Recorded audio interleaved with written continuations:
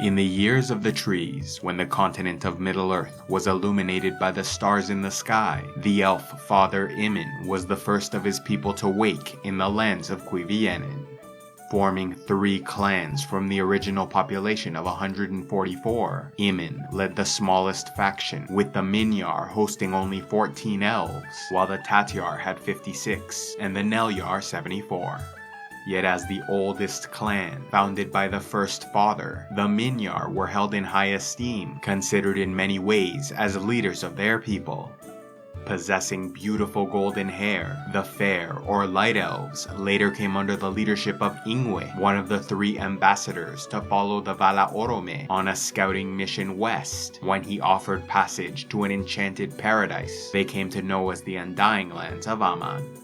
Losing many of their people to the Dark Lord Melkor, who reigned in Middle-earth, the elves were suspicious of Orome, and so relied on Ingwe, Finwe, and Elwe to make the journey as their representatives and report on what they found. Though the journey was long, passing over the Sea of Beleguer to reach the western continent, the 3 ambassadors eventually returned with wondrous tales of this blessed land.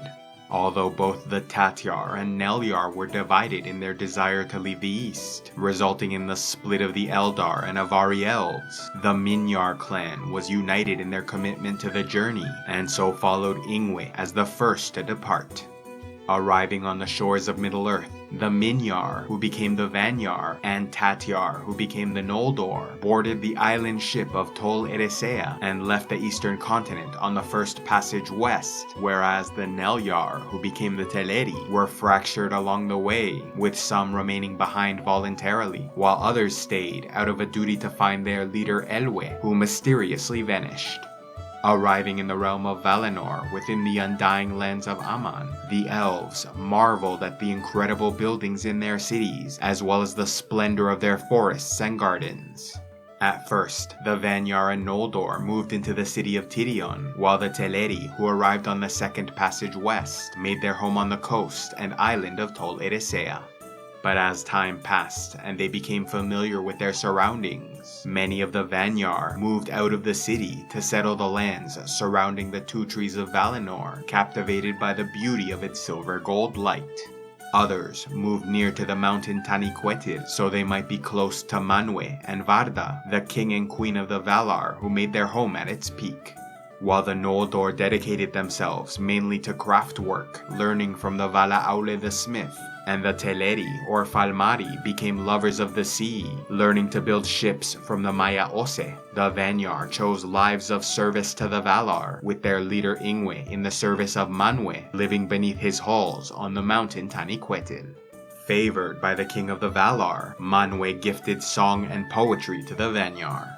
Although Finwe was named High King of the Noldor, and Olwe, brother of Elwe, High King of the Falmari, Ingwe was named High King of the Elves, considered the noblest of their people.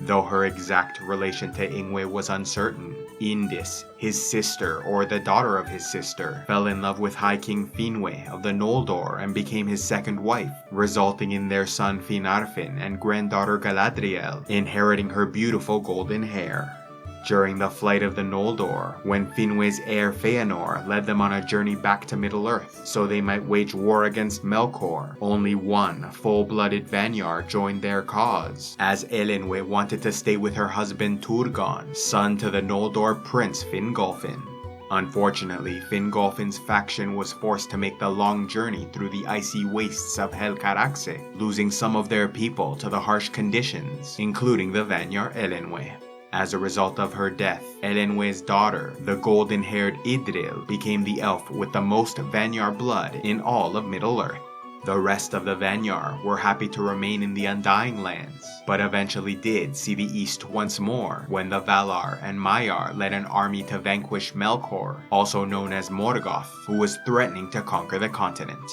Wielding spears, the Vanyar fought valiantly in the War of Wrath, contributing to the ultimate defeat, capture, and execution of the first Dark Lord. A special thanks to all those who contribute to Civilization X, like Ishmam Ahmed of Shamiriana, Sir Bob of the Buoy, Torque Frostbite, and Z Packwood. If you'd like to help the channel, you can sign up for membership through the YouTube join button, buy merchandise from the store page, or go to patreon.com/civilizationx, where you can get early access to videos, vote on future content, and access the members and Patreon only series, Heroes of Lore and Legend.